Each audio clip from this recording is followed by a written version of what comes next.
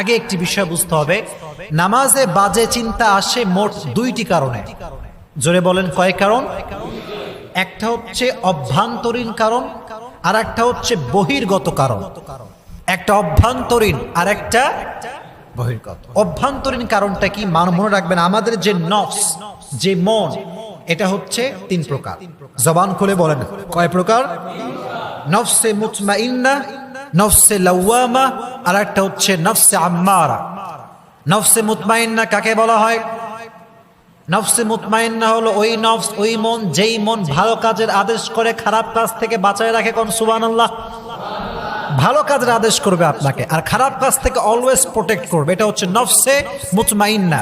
আর একটা হচ্ছে নফসে লাওয়ামা, এটা আপনার ইমানকে ভ্রান্ত আকীদা থেকে হেফাজত করবে, 2 নাম্বার। আর 3 নাম্বার যে নফস, এটা মারাত্মক বড় খারাপ, এটা হচ্ছে নফসে আম্মারা।